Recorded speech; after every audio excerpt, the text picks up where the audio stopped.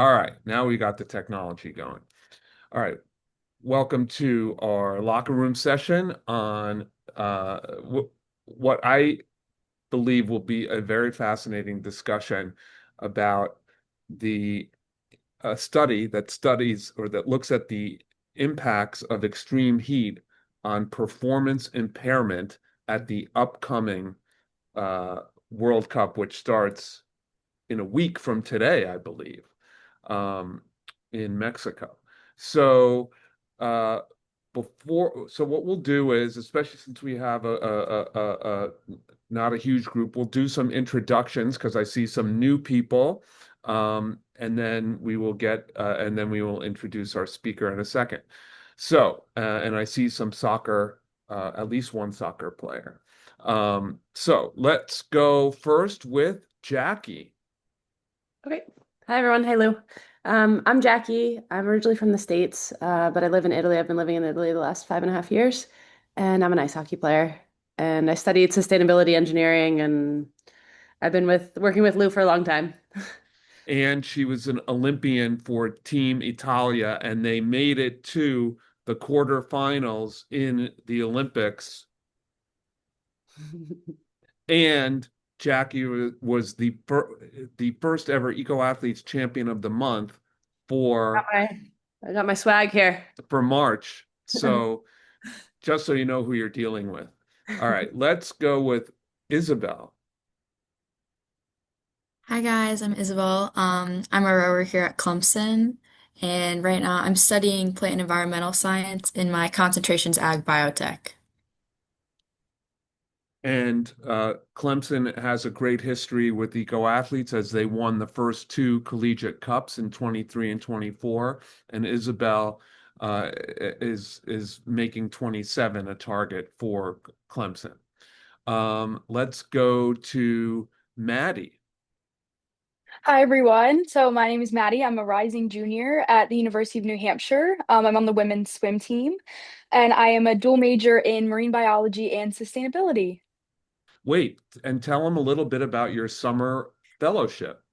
You So, this knew summer, I wasn't going to let you get away without talking about that. that's okay. I love talking about it. I'm glad you asked. So, this summer, I'm working with the athletics department here at UNH on kind of a big like sustainability project. The first kind of half of my project is community outreach and community engagement and reaching out to people in the local town on how we can get them more engaged with sustainability initiatives. And then the second half is actually implementing and creating like a pilot product to launch in the fall on like a sustainability, whatever, something that I get to kind of create for all kind of sports here at UNH. So we will be looking forward to reading that, and she may be accessing some of you for information on this. I am now going to hand it over to Sydney. Hello, everyone. I'm Sydney. I'm currently based in New York City, and I'm the development manager for Eco Athletes. So I didn't play any sports in college, but I grew up playing soccer and lacrosse. So I'm really excited for the World Cup, of course. Awesome. And thank you for all your excellent work. And now I want to introduce Sasha, who is new to the Eco Athletes team. Sasha, go ahead. Hi, I'm Sasha. I'm not a college athlete, but I've just started doing a social media internship for Eco Athletes this summer. So I wanted to come to this locker room session and just kind of get to see what you guys do here. And she's at NYU, which is a big eco athlete school. And also, we have several basketball players, not here, but who have been NCAA Division III champions for the Violets. Now we go to Riley. Hello, everyone. Sorry, I'm off camera. I'm moving around right here, but happy to be here. My name is Riley Barr. I'm a former cross country and track runner for Florida State University. I am retired from that and currently working as a sustainability consultant for Blue Strike Environmental. So, working with a couple projects. My main one is FIFA Fan Festival in Houston to try and have a high waste diversion program and managing an ecology team there for about 40 days. So that's one of my projects to highlight this year. And it's fantastic work that Riley's been doing. And now, last but not least, our one soccer player on the call so far, Fran Royland, you're up. Hi everyone. I'm Fran. I played soccer in college at University of North Carolina several years ago, and now I'm doing grad school at Stanford. I study methane mitigation and detection with remote sensing. And also, she played professionally, if I recall, in France. That's right. 1 year, yeah, 1 year in Paris. All right. So now I'm going to hand it over to our speaker today, and that is Shel Winkley from Climate Central.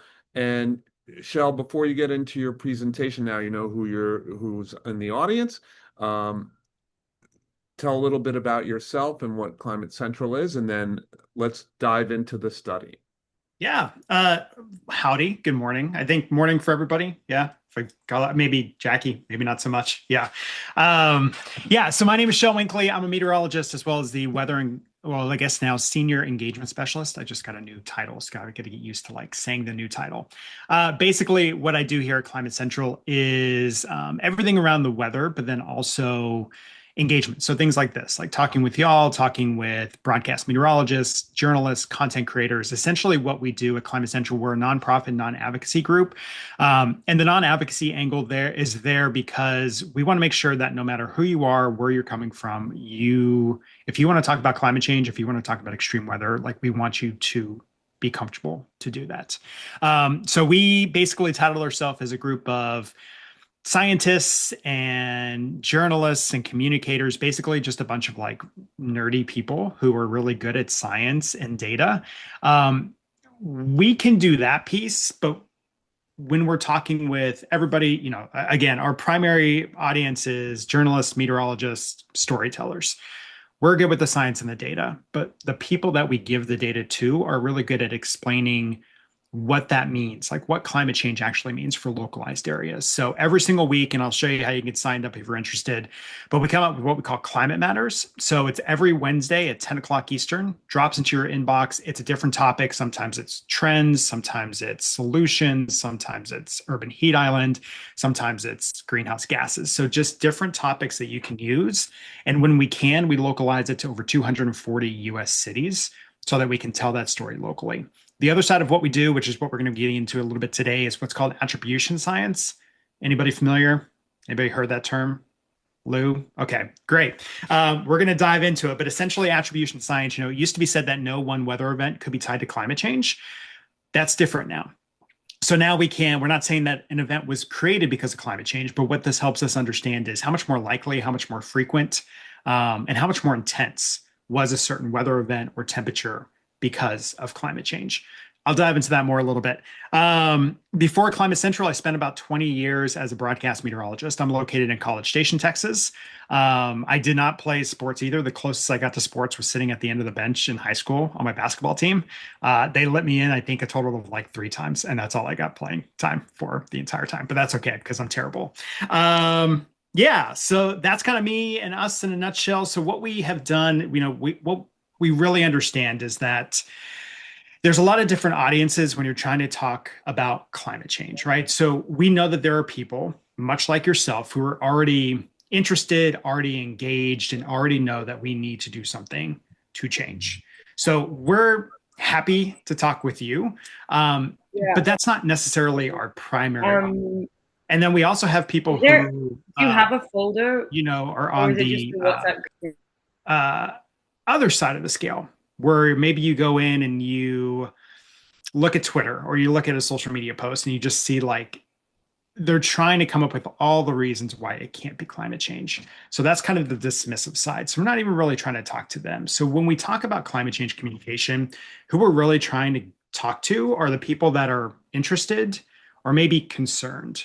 And so what that does is take them from kind of dabbling in understanding how climate change is impacting them every single day and moving them a little bit over so that now they're saying, okay, we know that climate change is real. We know that humans are the primary cause.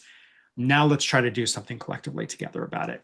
And I'll say before I jump into this that I think the first, we do a lot of media interviews. I was part of the media asking the same questions that others were asking. But anytime I do an interview, someone always says, okay, so like, what can we do? Or like, basically like in the terms of Gen Z, and I'm very much older than Gen Z, but in the terms of Gen Z, and it's been asked me this way many times, is like, are we cooked, right? And the answer always is no, like we can still do something about it. And I think that the very first place, the very first solution that we can empower people to enact when it comes to climate change is just conversation. It's communication. It's the things that we're doing today, right? Because as we start having the conversations, then we can start building in on those bigger processes that need to be taken care of. So all that is the long way to say that one of the things that we really targeted this year was the World Cup, because we know that this has an opportunity to, one, reach people where they're stopping their lives because they're really passionate about soccer or football, whichever part of the world you come from. A lot of people, this is the way that they escape for a bit, right? Sports is their like escape from life and the way that they can shut down for a couple of hours and not have to think about things. And so this is a chance for us to get to a new audience, but also get into new algorithms. A lot of the people who are watching soccer or fans of soccer don't necessarily get climate change information, or at least true information about climate change, into their algorithms. So this is a chance not for us to say like the World Cup is going to be terrible because of climate change, but it helps us understand some of the underlying things, things that you have experienced most likely, which is extreme heat and how it affects athletes and how it affects the game that you love. So that was a big setup. I'm going to show you a couple slides. We've come up with 2 different analysis around the World Cup. I don't want to talk at you for the entire hour, so I'm going to kind of work through these and then we can come back and have a conversation. Sound good? Cool. Okay. And then I'm also going to show you a tool that you can use as we go through the World Cup that we've put together that'll help kind of distill all this information. So essentially what we wanted to look at was how are our host cities across North America warming, but then also how is it going to impact play? So these are the 16 cities that are hosting the North American World Cup over the next couple of weeks. You have anywhere from Mexico City and Guadalajara up to Vancouver, Canada, and Seattle. And then, of course, everything that's happening on the East Coast, Miami. We'll talk more about them because that's a big one to talk about. And it all ends on July 19th in New Jersey. And so the way that we've been saying it is that we don't know who's going to be standing on the pitch in New Jersey come mid to late July. But what we do know is that it has a high risk and a high potential that there will already be extreme heat that could impact performance for that final game. So the first analysis that we did that came out last week, this one looked at extremely hot days. What does it mean for the cities since the first World Cup in North America, which was 1970? We also broke it down. Some of these cities that we've seen, the last World Cup that was in the United States was in 1994. So we kind of did that analysis and just showed how things have changed since the last time we played a World Cup in North America. And then analysis number 2, the one that we came out with yesterday, this is the one about that performance impairing heat that Lou was telling you about. This is where we can say, okay, historically, we know that so much heat is likely going to occur.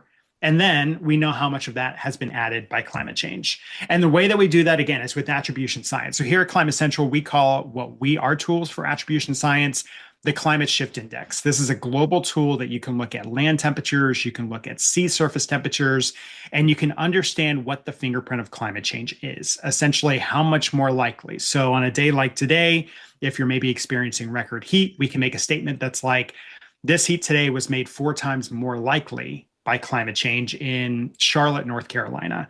And a 4 on the scale only goes to 5. So a 4 on the scale basically means that temperature would have been rare in a world without climate change. We're not saying that it was impossible. We're just saying that we know that it would be extremely rare if it wasn't for climate change. So the way that we do this is we take over 22 climate models and we run it one time through. And the great thing about the United States especially is that we have a really good data set. NOAA has kept data when it comes to weather. We have the Mauna Loa CO2 measurements, so we understand how much CO2 and how much carbon pollution humans have put into the atmosphere. So we can take that emission data and we put it into those 22 models. and we run them through. And then we run those same models again, but this time we're going to take out that human piece. We're going to take out the carbon emissions.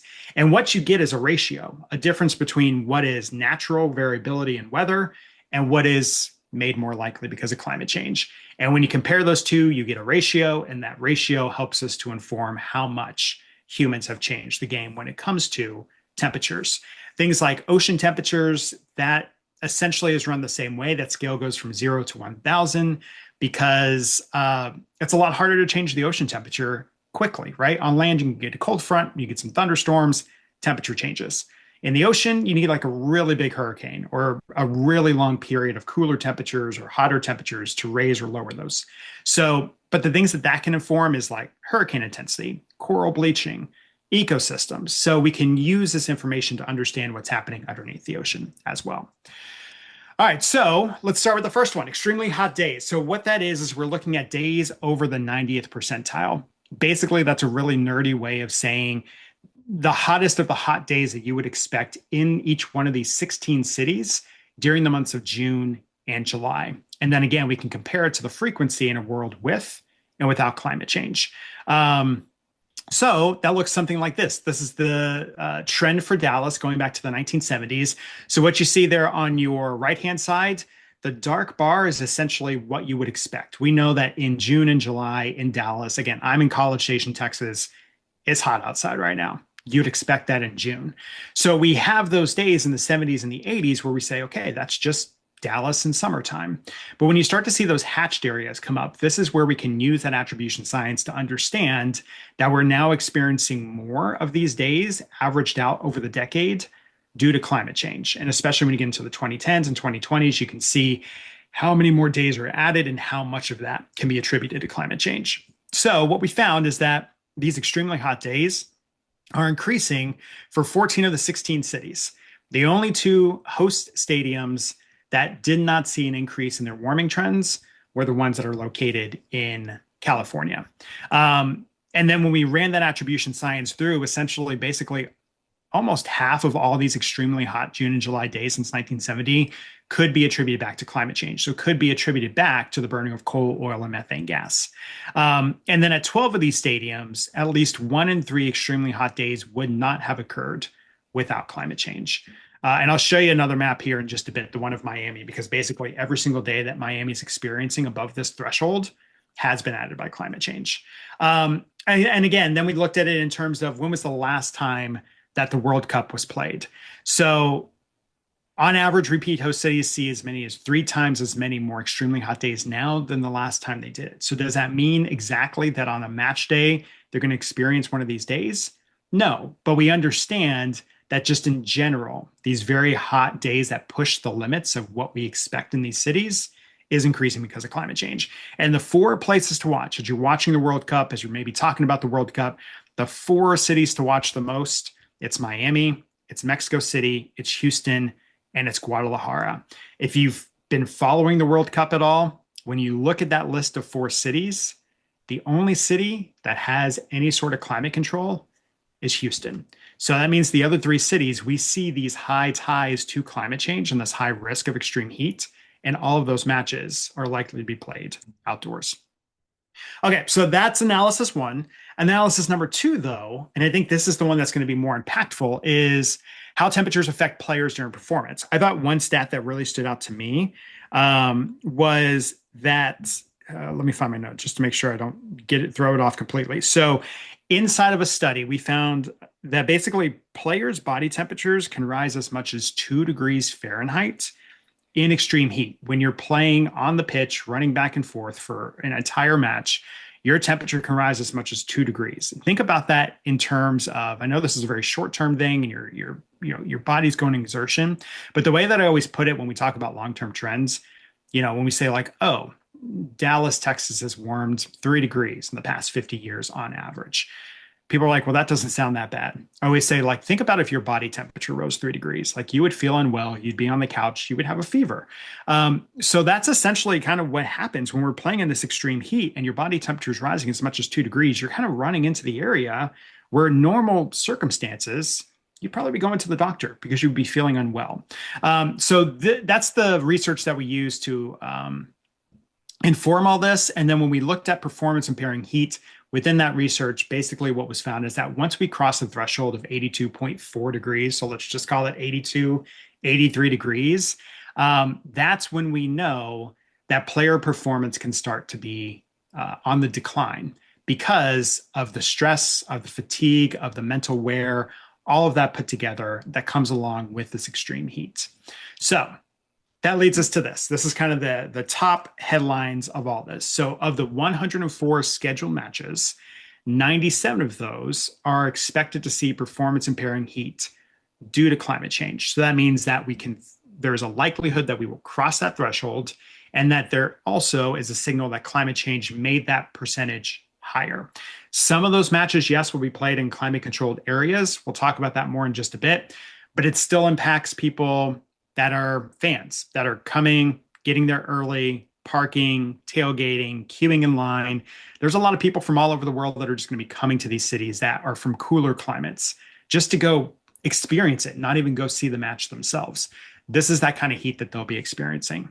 8 percentage points. So on average, climate change boosts the odds of player performance impairing heat across all matches by 8 percentage points. Again, that's an average. So some of these you're looking at 1-2%, but some of these we're talking about 30, maybe 40% higher than it would be without climate change. But averaged across those entire 104, that's the average. 49 matches during the World Cup have at least a 50% chance of performance impairing heat. And then the biggest signal that we found was the June 26th match in Guadalajara. It's Uruguay versus Spain. The odds for performance impairing heat, so again, temperatures above 82.4 degrees, are as high as 70%. Without climate change, that would have been somewhere in the 40% range. So 37% of those points. So 37% higher chance that conditions won't be as perfect as you would like them to be. That wouldn't have occurred without climate change. So I'll kind of wrap with this, and then we'll get into the tool where you can find all this information. But why does it matter? And again, I think this is kind of preaching to the choir at this point for this group, but we understand that extreme heat is a serious health issue. It's a health issue for everybody across the globe. We know that when it comes to weather, heat is the number one cause of fatalities tied to weather specifically. Doesn't always get reported that way, but we know that heat is the biggest issue. It overwhelms the body's ability to cool down, especially when you bring in humidity, which we know is high in places like stadiums in the South and along the East Coast. That's just another piece to it as well. So basically what we understand is that the game is changing. The temperatures we're playing our games are changing. And then the other side of that is that as we continue to burn things like coal and oil and methane gas, we know that the temperatures will continue to come up, especially during these peak months when we play. And that's only going to continue to, I missed my last slide. Let me go back real quick. That's only going to continue to be an issue for us unless we do something about it, which is bring down our carbon pollution. So I'll leave you with this before we get to our tool, but that QR code, if you want to scan it, what that will do is get you signed up for our Climate Matters. So on the left-hand side, you see all those little squares. Again, we come up with something every single week. We talk about all the impacts from wildfires to heat, to hurricanes, to extreme rainfall, to droughts. I think, just some of the places this could be helpful for you. If you go to our resource library at climatecentral.org, there are other impacts outside of heat that could influence what happens at the World Cup. It is hurricane season for the Atlantic. So that means that we could potentially have a landfalling tropical system somewhere along the Gulf Coast. That it could impact Houston. It could impact Miami. It could impact any of our East Coast stadiums. We know that there's been a significant drought across most of the United States. Wildfires. And even if those wildfires aren't burning where the stadiums are, we know that it could bring down air quality, which is not only harmful for the fans, but especially worse if you're an athlete out there huffing and puffing and trying to bring in some oxygen. So again, that'll get you signed up, and anything that you need help with, you can always reach out to me on social media or by email. Okay, let me show you, and I'll drop this in the link for you. But this is our World Cup information hub. There you go. There's the link. So essentially, anything you want to find, however you want to slice and dice this data that comes to this performance and playing or impairing heat, you can do it. So you want to look by team? Do you want to look by stadium? Do you want to look by a specific match? Or are you just not sure what you want to look by yet? So you can come to the tool. We'll just start on the homepage. What we're going to do is every single week, we're going to look at the weather and we're going to say, okay, we know that these matches that are set for this week have a risk for extreme heat, for impairing heat. And then we're going to look at that climate signal. And so the biggest matches of the week, we're going to put right here on the homepage for everybody. So these are some of the friendlies that are happening between this and next week that already we know that have been amplified. This one, I believe, is in Spain, and then another one that's in Portugal. We're actually hosting a friendly here at Texas A&M on Saturday versus it's Honduras and Argentina. And I get to be the meteorologist for that one, and there's storms that are expected. So hopefully we don't have to delay that game because that would be terrible. But it's going to be fun. I'm looking forward to it. Okay, so if you scroll down a little bit more, you start to see some of the teams. So we're just starting in the A's because we're going alphabetically.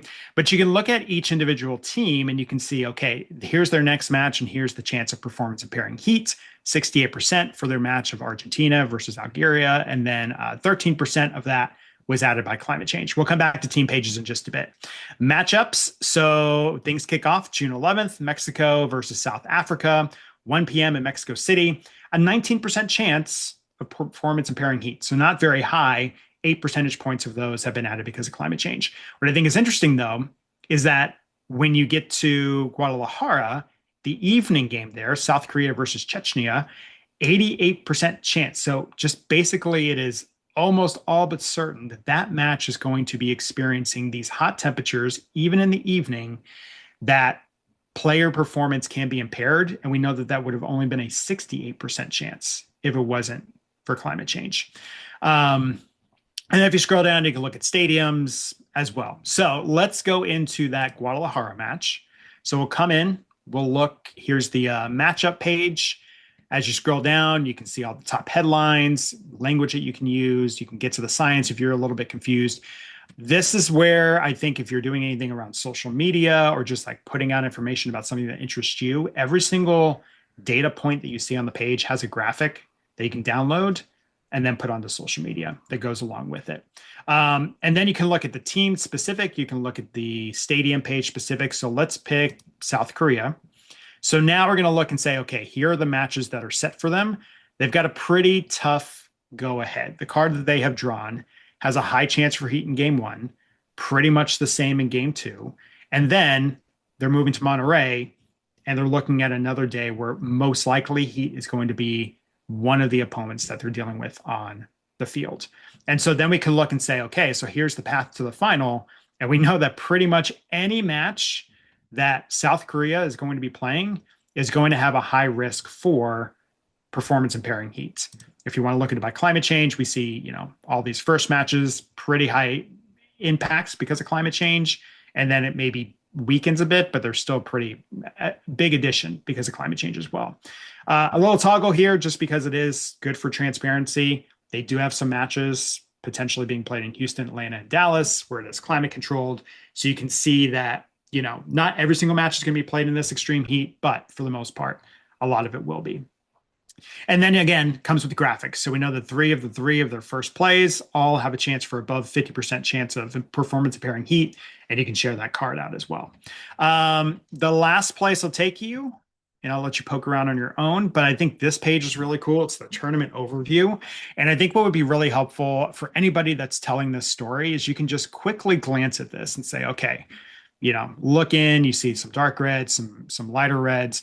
But man, you look at group F, you look at group H. Again, if you want to talk about the groups that are going to be playing in like the most suboptimal conditions, those are the ones that it's like, yeah, it kind of stinks for them. They don't get as good of an odd to play their best game without the weather being part of it. And you can come back up here and you can turn on those climate controls so you can see, you know, where there is air conditioning. And that's strategic for a reason, because we know that these cities just aren't possible to play these matches outdoors. So you can break that down by the performance impairing heat, by climate change as well. And then you can also, once we get there, get into the knockout rounds as well. So that's the quick, fast way to show you the tool. Just play around with it. There's so much there. There's like way more data than probably anybody would be interested in. But I think I'll end with this and then we can open up for discussion. I should have thrown it into the presentation, Lou, and I'll put it in for the next one. But two stories have really stood out to me. One, England's team right now is practicing in Miami. Their first game is in air conditioning in Dallas, but they're practicing in the humidity and in the heat in Miami because they know that weather is going to be an impact for them. And they know that it's probably going to harm their play. And what I was reading about today, they were basically saying like, they're doing this in order to try to get acclimated to the heat. Considering though that the UK Jackie, you're in Italy. It's kind of hot there, right? The UK and France just like smashed, not even just broke, like smashed all-time May records for heat. So they could have just stayed in England and probably played close to the same heat at this point. The other thing was France's team. There was a big ESPN post that was talking about how they were struggling in practice last week during that heat wave, and they hadn't even made it to the States to play in the World Cup yet. And just looking at the comments, the first comment was like, well, good thing they're being paid millions. Like, it doesn't really matter because they're getting paid a lot of money. Like, you can get paid all the money in the world. It's not going to stop you from passing out or throwing up on the pitch because your body can't handle the extreme heat. One of the comments was like, I would love to see these princesses get out and like work construction or something like that, which again, not to say that construction workers don't have a hard go in the extreme heat, but it's just, this is a chance for us to make a connection between people at home who are watching, who love the game, and help them understand why their team may not be performing. We talked about that. We did a webinar about this yesterday, and we had Jasmine Spencer and Alex Jacobs, also champions with Eco Athletes, come join us. And we were just talking about, I forget who said it, Lou, but it was like, basically like, give the players grace because they're dealing with this very stressful thing that is extreme heat. And I was like, we could probably extend that to Jazz said that. Was it Jazz? Yeah. Just give everybody, like, beyond heat, like, we should just give athletes grace anyway. Like, it's a really hard thing that y'all are doing, right? So, and again, this comes from the guy who sat on the bench. Like, I understand. I get it. But I think what could be really interesting is, let's say a team loses and they play just absolutely poorly. Fans are going to be like, yo, what the heck? Like, why was this so bad? And so hopefully they can use this, not to say that I want to like stir up anger and get people to talk about climate change because they're angry, but like, if that's a measure, if you're trying to figure out why your team didn't play so well, if you're a coach and you're trying to say like, we kind of got dealt a bad hand, we know through this data that the heat that we were set out to play throughout this tournament was pretty rough. And we know that climate change is making it worse. I think that's just an entry point. We don't have to like bang them over the head about climate change through the World Cup because we also want to just enjoy the things that we enjoy. But it's a helpful way to understand how climate change is impacting those things we love. And I'll leave you with, that's probably the easiest way to get to have these conversations. Big numbers, big temperatures, that's really hard for people to understand, but when you can drill it down to the things that they love, that's where you're going to make your most big impacts. So I'll leave it there, open it up for discussion, questions. And yeah, again, thank y'all. Appreciate it. And thank you, Shell. And thank you for this work. And thank you and your team for these tools, which now I will be using as I watch the World Cup. So anybody who has a question, you can either use the raise your hand icon, or you can actually raise your hand, and then I will call on you, and then you can, we go over to Italia, who doesn't have a team in the World Cup this year. Which Italy is freaking out about. I can't find the reaction button, so I'm just going to physically. Jackie, before you start, I'm going to be in Italy in 2 weeks. Cool. Where are you going? I don't know how to say it. Frascati, so south of Rome. Okay, cool. And then Rome, Florence, and I'm going up to Switzerland. But I was like, oh, cool. I was telling Lou, I was like, oh, I'm going to get to watch the World Cup like outside of the United States. He's like, Italy didn't make it. And I was like, well, hopefully people are still watching. It won't be on TV here because everyone's pissed. Yeah. Actually, everyone's been watching the tennis in France, and that's been the heat has been a conversation coming up. There was like a ball girl that passed out, I think. Yannick Sinner Yeah, couldn't deal, but he's obsessed with him. Italy has like 83 people in the quarterfinals anyway, so. Great. Shel, this was really interesting. I love to see all the data associated because I feel like it's a question that I get often. Like, uh, it's hard for me to answer with hockey because we're obviously an indoor sport, so it's not something that I like personally have experienced. But I was just curious, like from your perspective, I know the World Cup stuff is just launching, so you don't have like feedback yet. But are you finding with these conversations when you're tying the climate conversation back to something that people love, is there like fatigue in the response? Are people, you said people are asking like what they can contribute, what they can do? Because I can imagine like when I hear the conversation around tennis, it's kind of like you were saying with well, people who are working farms and construction, which is not the right reaction because it's like, okay, if that's what you're seeing in sport, then obviously this is a big problem for everyday people, and that should be like a positive connection, not a stop being a princess kind of comment.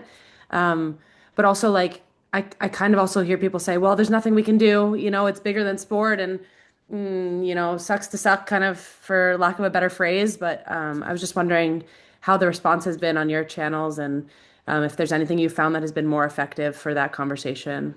Yeah.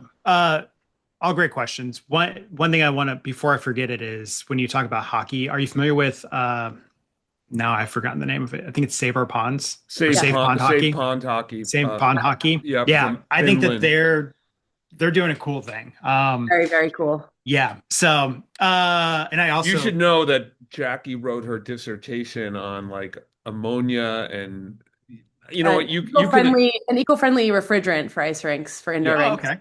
Yeah. Very cool. Yeah, I never learned so much about pond hockey until last year when we were talking about pond hockey so much. Yeah, so are you familiar with the Yale program on climate change communications, American Minds Maps? Okay, so the thing that always strikes me the most, and not to call, again, I'm in Texas, so like very focused here. Everybody's familiar with the Texas floods from last year, right? In the Hill Country. Okay, so what I always pull out, and this not to blame them for this because that was a terrible event, but when you ask, I forget the exact numbers and we can look them up together if we wanted to, but when you ask people, is climate change already harming or could it harm people in the United States? The answer is like above 50%. It's a think like a 64% yes. But when you ask those same people, will climate change harm you now or in the future? It's like a 30 something percent. Like it's so low. So it's really hard for people to understand that you've already been impacted by climate change, first of all, and that two, like you're not prone just because you live where you live. And the way that we experience climate change is through extreme weather, be it outside your window or what you're scrolling through on your phone. So I think it's really hard to connect it if people don't perceive that they've been impacted by extreme weather. And I can guarantee you everybody in this room and everybody probably in the United States by this point, most people in the world have already been impacted by climate change through the heat that they have felt.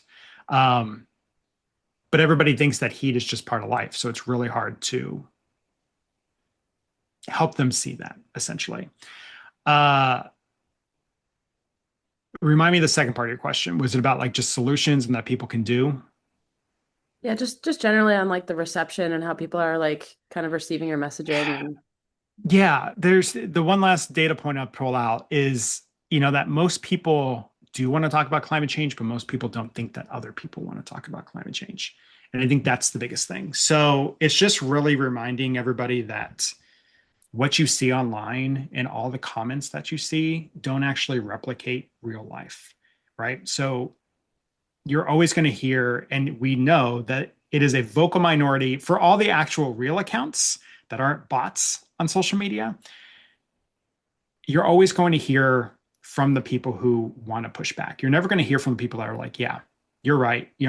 What I would always tell, let's back it up for a bit. Whenever I would cover a tornado on TV and I'd have to cut in over someone's TV show. So let's say I worked for a CBS station, so Survivor, and this happened a couple of times.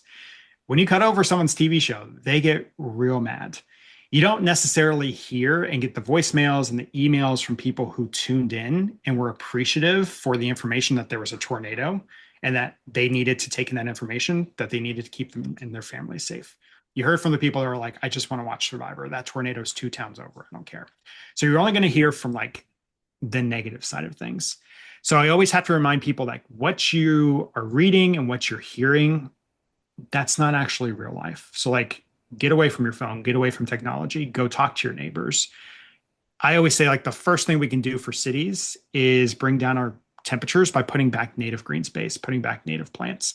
And the way that I try to help people like understand like that's going to benefit you.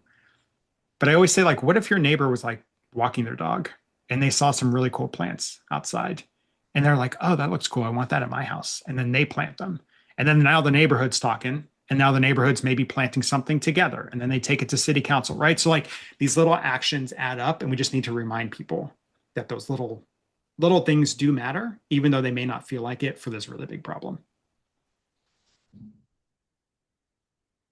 Yeah, it makes sense. It actually reminded me, I just saw a graphic on Instagram. I don't know how factually correct it is, but it was saying that more elderly people are dying in Europe from not having air conditioning than from gun violence in the US, which was a crazy, I don't know if it's like, again, I hope I'm not like pushing false information, but like the side by side, when you think about like, I think the discussion about heat being dangerous is one that isn't talked about enough because you kind of think it's just a discomfort, but people are actually dying from it.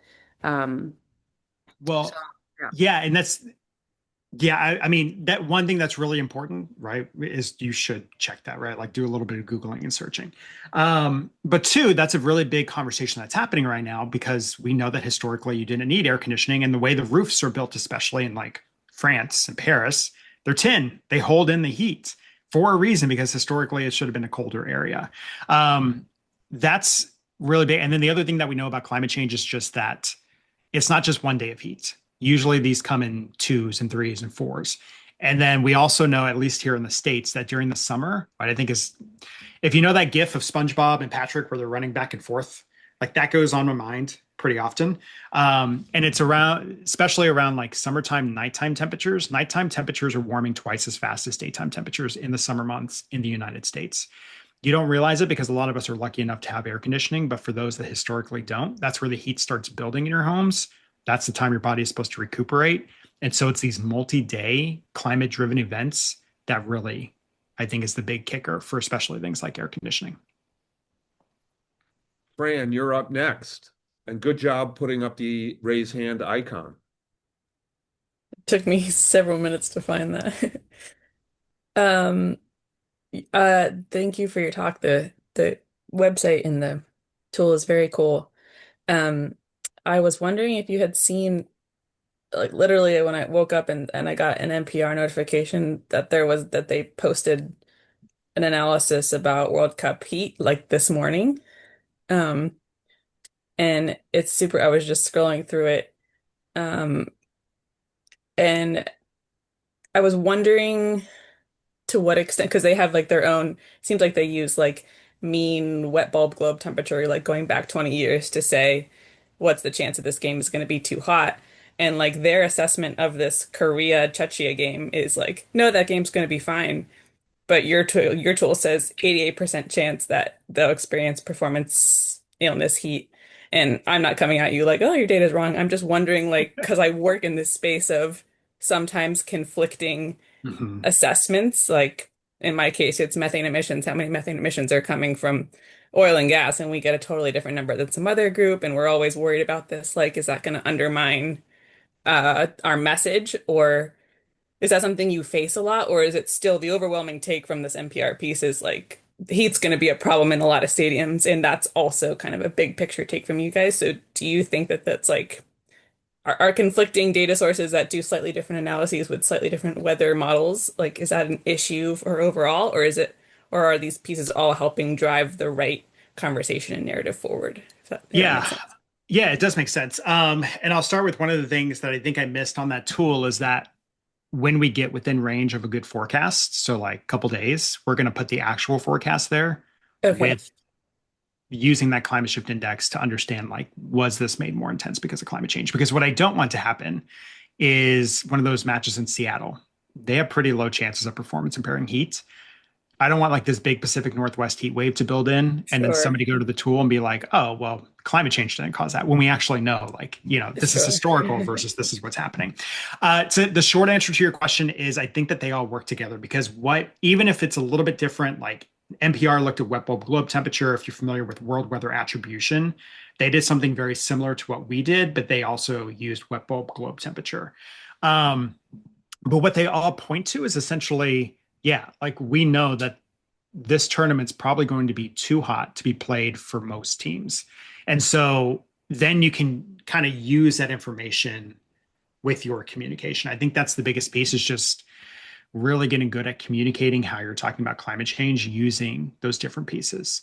So probably for that match, because it's an 8 p.m. match, the humidity may have come down, which is part of that wet bulb globe temperature, but the heat is still going to be there as well. And so the reason that we did it by just heat, we know that humidity is a big part of it, but the reason we know that just heat, or we did our report just on heat, is because that's the easiest way to pick out that climate fingerprint versus adding in the humidity, which is harder just because of how the measurements are taken, essentially.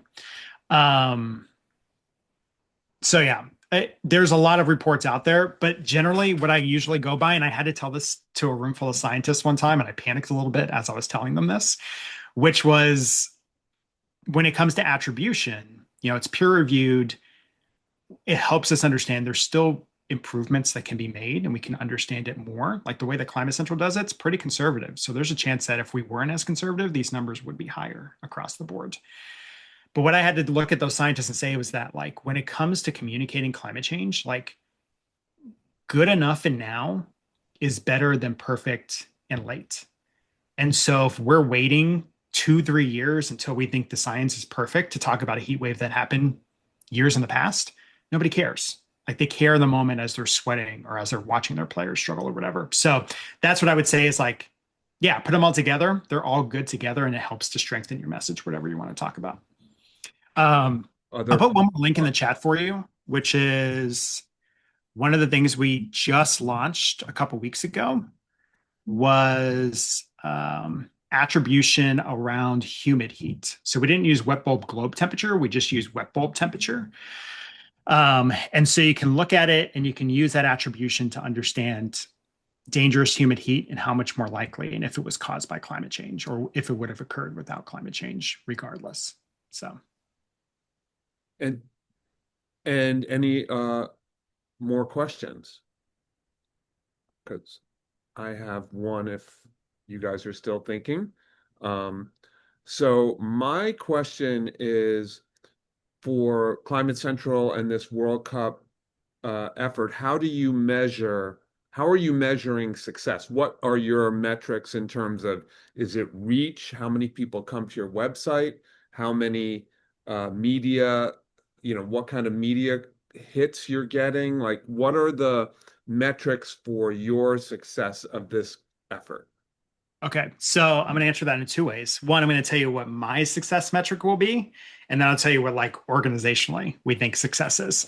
Mine, for me, if we're watching a match, let's say it's Miami, and like at the beginning where the commentators are just talking and they're like doing those like beauty shots over the stadium. If there's a sports pundit or commentator that's like, yeah, we know that it's hot out here today and blah, blah, blah. We know that heat is this and climate change has actually made it more likely. That's a huge win for me. Like, I think that's where we can slip these little moments in and just like kind of drop them in and let it tingle in the back of people's minds. What I would love is, again, not to be like super negative, but if a team loses and a coach gets up there in front of the mic and just rants about the heat and how they've been having to play in all this heat and they use some of this data, I think that'd be awesome. And I think that would really help, one, catch the media's attention, but two, just catch fans' attention as well. So those little moments where it just spontaneously comes up, I think is the most impactful.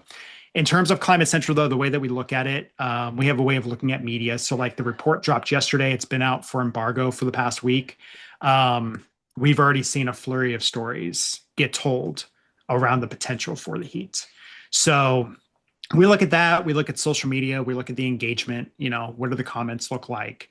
Um, but the long tail of this is going to be the reason that we put this tool together is because we see this happen all the time. Like a big report comes out, it gets reported on, and then it goes sits and gets dusty in the back corner of the internet.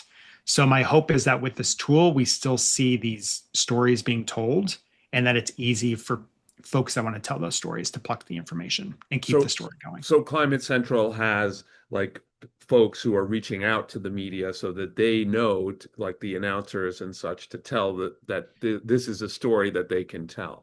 Yeah, so that's kind of a little bit my job. That's like the engagement piece, right? Like education's part of it, but part of it's just putting the story into the hands of the people. So I know my hope and dream over the next couple of weeks is to do a lot of engagement with podcasts and start those conversations there and do some work, especially on like Instagram and TikTok. And that is a great segue to Chell and I did a Green Sports podcast that's going to go up either today or tomorrow. And so we have a lot of content. These conversations, Shell's webinar yesterday with Eco Athletes Champions Jasmine Spencer and Alex Jacobs, both soccer players. And so we're going to be sharing that and the podcast. So you'll have a lot. I was truly honored to be on the #1 sports podcast on Apple Podcasts, which is the Green Sports Podcast. I was so honored. Yeah. There's like us and Pablo Torre finds out, and we're in a battle with him. Yeah. He's good. He's good. We got to get you on his show. I would say Jackie's raising her hand. Yeah, go ahead. I was just going to ask, is there anything, maybe it's a question for Sasha too, is there anything you guys want us to share to help like spread the word of the tool, or anything we can repost? I'm old, so I'm just on Instagram and not on TikTok, but I think we should, and Sasha, I'll let you chime in, but the answer is definitely yes. What we'll do is we'll come back to you with ways and content that you can do that. And probably the best time to do it is right before the World Cup starts next Thursday. So into like early mid next week. What do you think, Sasha?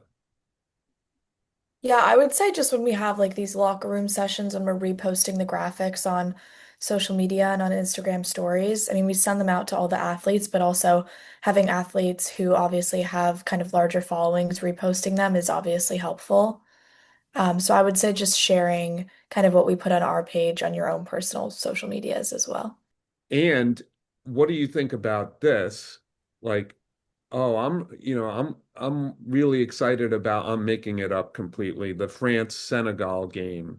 And that's going to be at it's MetLife, but you're not allowed to say that because FIFA said it's New York, New Jersey Stadium, but it's really New Jersey, New York Stadium because it's in New Jersey, but whatever.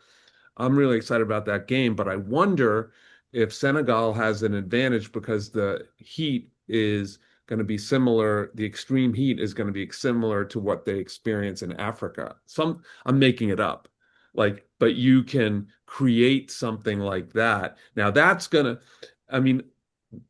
we could even make some suggestions about that kind of stuff, about different games as they come up. We were going to chop up the data to try to look at it by team. So is this heat that they're used to?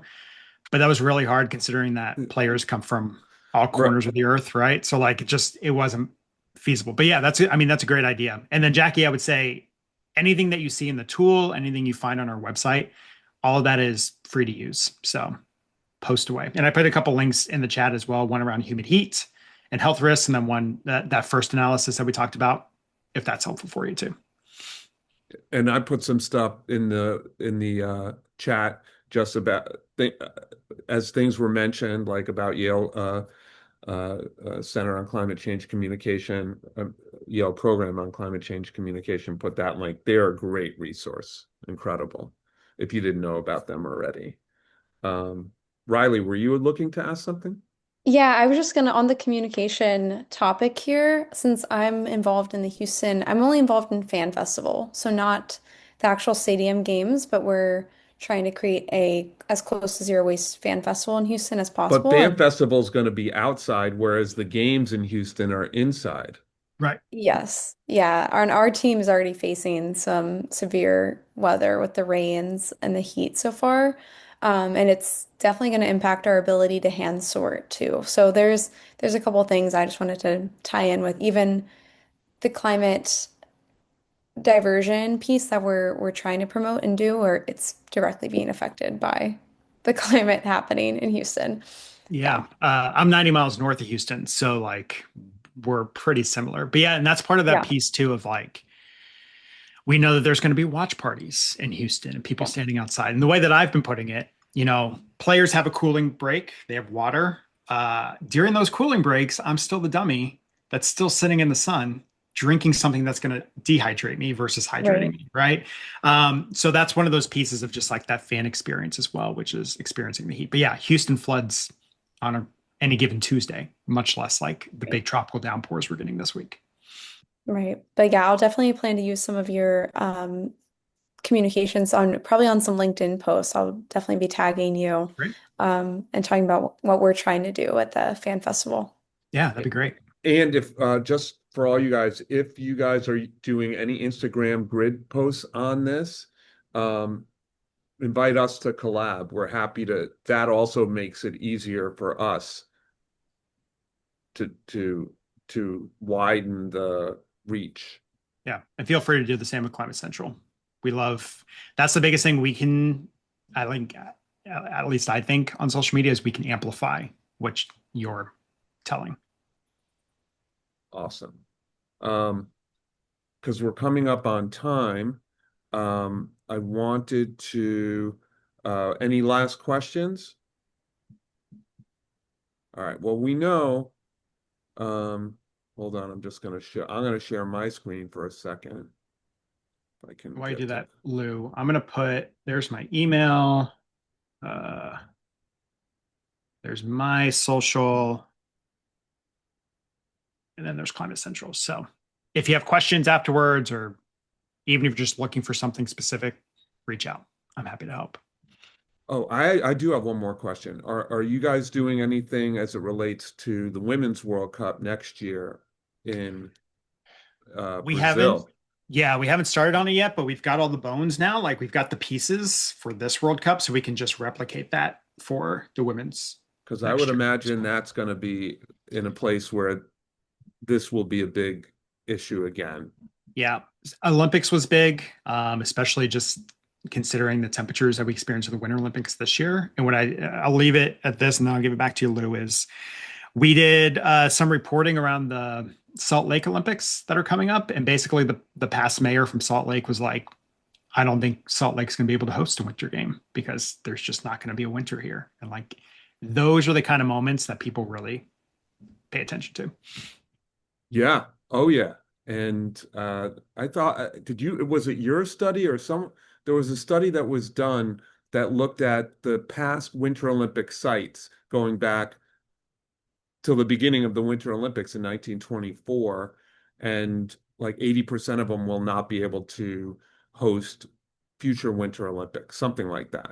All right. I'm going to share one thing because just as it relates to all of what we've been discussing, we have a lot to do in this climate fight. It won't be easy, but in the words of the great philosopher Ted Lasso, we have to believe. And if you're even doubting belief, come on, yeah. Let's go.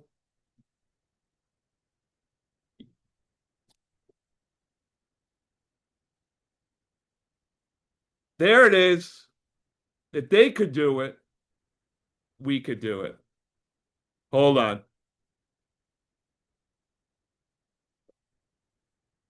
Sorry. No, I'm not sorry. Hell no. 1-0, 12 in a row at San Antonio, down 14. they win. Let's go. Right, Sasha? That's right. That's right. All Knicks right. in 4. Oh man, I got a wedding for game to go to game 5. So if it's 4, I don't even have to worry about it. All right. Perfect. All right. Oh, speaking of that though, this just shows you. Hold on. All right. So 2 weddings in 4 days. Both happen to be Jewish weddings. So I got my Knicks yarmulke, baby. That's great. How about that? All right. On that note, I bet you didn't have that in your bingo card for today. On that note, Shell, thank you so much first for doing this work and then for sharing it with us. Also for doing the webinar and for having Jazz and Alex on it and for doing the pod. We will be amplifying with you. Cool. And thank y'all, everybody, literally everybody in the room. Like, thanks for what you're doing. And even past the World Cup, we're always happy to help and support you. So just let us know what we can do. All right. All right, Shell. And Eco Athletes Champions, if you have a couple minutes, I have one more thing to add. Shell, thank you so much. We will be seeing you Tuesday night. Thank you. All right. If anybody wants to stay, I just wanted to share with you. This is a preview. You'll be getting an email about this. Let me just make sure I'm at the right place. Get rid of the Ted Lasso thing. Okay. So, just to give you a heads up, kind of an early preview of what we are planning for our next big initiative. You all know about the Eco Athletes Collegiate Cup, which is in March, April. And we've had our biggest year ever. And thank you all for being part of it and for making that the case. We basically doubled everything, all metrics in terms of schools, cuppers, exercise, environmental good. So thank you all for making that happen. And we've been looking to create another big Eco Athletes event in the fall. And we are about ready to announce what it is to the champions and then to the world. But I'm going to announce it to you all first. And I may have even talked to some of you about it tangentially. But just to give you a sense of what we're planning and to get your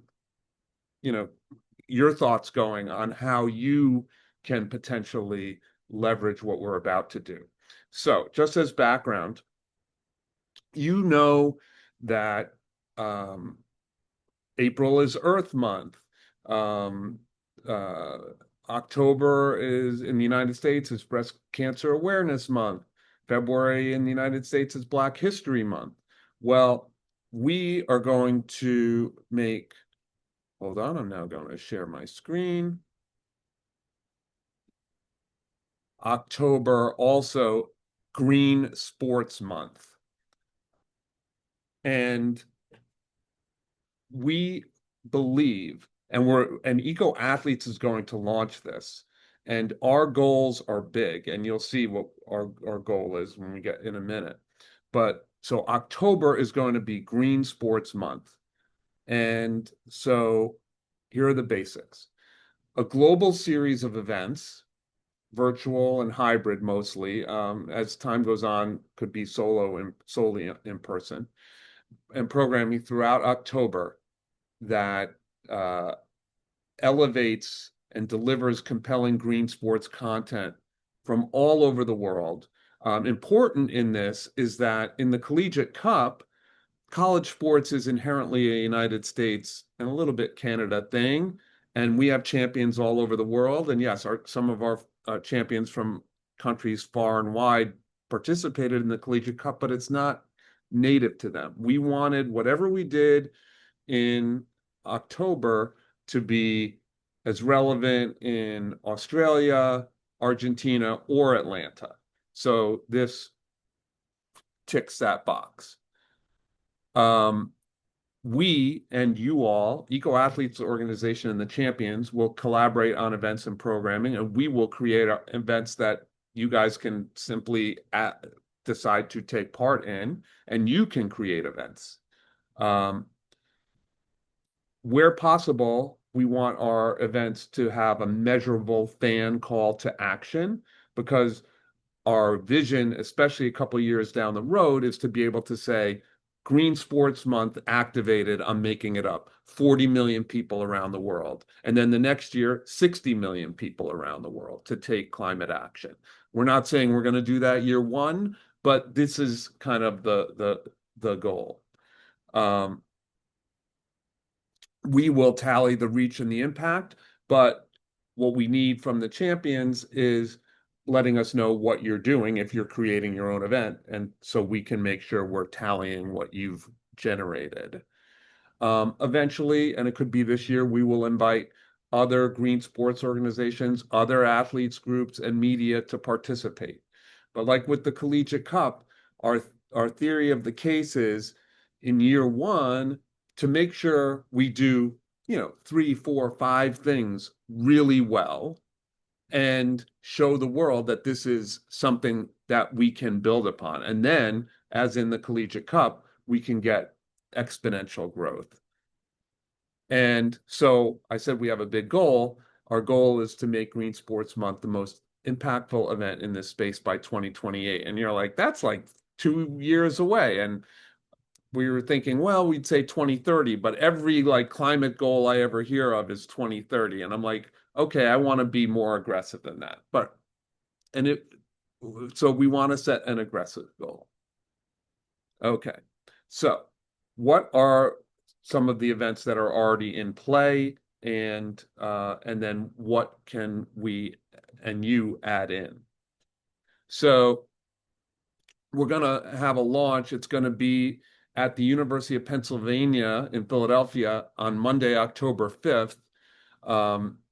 We're having a Green Sports panel, a Green Sports Month panel, and it's going to feature Dr. Michael Mann, who is, one of the 2 or 3 most well-known climate scientists in the world, and he heads the UPenn Center on Climate Policy, Communications, and Media. And by the way, he's an Eco Athletes board member.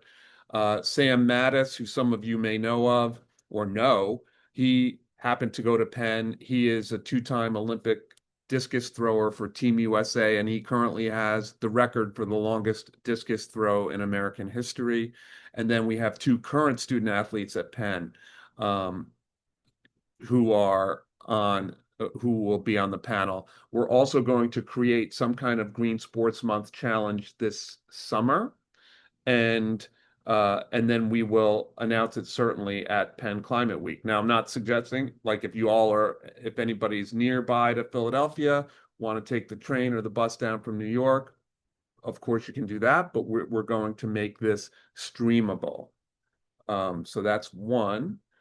Number 2 is Sport Positive Summit, which is the same first week in October. Sport Positive Summit is a convening of the green sports world. It's based in London, and it's always been in person. It's always been virtual. I'm sorry, it's always been hybrid, but this year it's going to be virtual only. And Eco Athletes is working with them to create a schedule where we will have events that will be Green Sports Month branded during those days of the Sport Positive Summit. And once we know what that schedule of events is, we will certainly let all the champions know. And if there is champion participation, and it's in your time zone, that it isn't 2 a.m, we will certainly invite you to be part of that. And then we are going to induct Caroline Gleich, who is a retired world-class skier, climate advocate, and ran for Senate at age 37 in 2024 on a Climate Forward platform. She didn't win, but she's a climate advocate and activist, and we are going to induct her into our Eco Athletes Hall of Fame, which you can look at on our website on our About page. We have Senator Cory Booker, who's a huge climate advocate in the Senate and also is an All-American football player at Stanford, and Katharine Hayhoe, great climate communicator. We're adding Catherine Gleich. So those are 3 events that we're already putting together. Then we are going to provide you guys with a list of environmental events or sport for good events all over the world. And if those events are in your area, we will, with you, work to have some kind of Green Sports Month, some green sports content, which would be then branded Green Sports Month at these events. Now, these, we just took a random group of them. So that's another way to kind of latch on to what's already existing. And then what we think has the most, has kind of the biggest opportunity for real upside in this first Green Sports Month and 2027, 2028, etc., is for the champions to create or implement their own Green Sports Month events. Or you could get a group of you guys. Maybe it's by sport, or maybe it's we have multiple Eco Athletes champions in a geographic area or at a different at a certain university. It's not necessarily just individual. So what we want to do, or you may already be doing something in October, or there may be something on your campus that's relevant. So we want to highlight what's already existing. An example is Liana Carrière. She's an Eco Athletes champion from Canada. Now, this is pretty extreme. She's a world-class Ironwoman triathlete who, in about a month, is going to depart on a bike ride from the North Slope of Alaska to Chilean Patagonia. That you heard me right, the whole from the top of North America to the bottom tip of South America. And she and her partner, who's also a triathlete, but he's not world-class like Liana, but he's a climate scientist who follows climate impacts on birds in terms of migration changes, in terms of extinctions. So they're literally tracking birds. They've already put the tracking devices on the birds, and they are going to follow them down from North to South America. And during October, she's going to create a challenge of some kind for her followers, and all of us can then amplify what she's doing. But you may want to create your own event, or like I say, with a group of you. Well, we'll work with you to provide you ideas, to coach, etc. We've already sounded this out, and maybe I've told some of you about this. There's always been strong response, and it doesn't matter whether it's pro or college or active or retired, because there's a desire to create something that you can call your own. And of course, make it simple. And we will help you guys take it from idea to reality. And so the next steps are, for us, we're announcing it here. We're going to be sending an email out. We'll announce it at the next session on Tuesday. In this email, we are going to offer you the opportunity to we're going to have another locker room session, is what I wanted to say. We're going to schedule that in a couple weeks to go into this even deeper. And then we're going to sell sponsorships to it. And then we are also going to conduct coaching sessions with you guys to help you make and create successful events, or find events that already exist and or to amplify what we're doing on our three anchor events. And that's it. Any thoughts on the Isabel has a question and used the hand thing to signal that.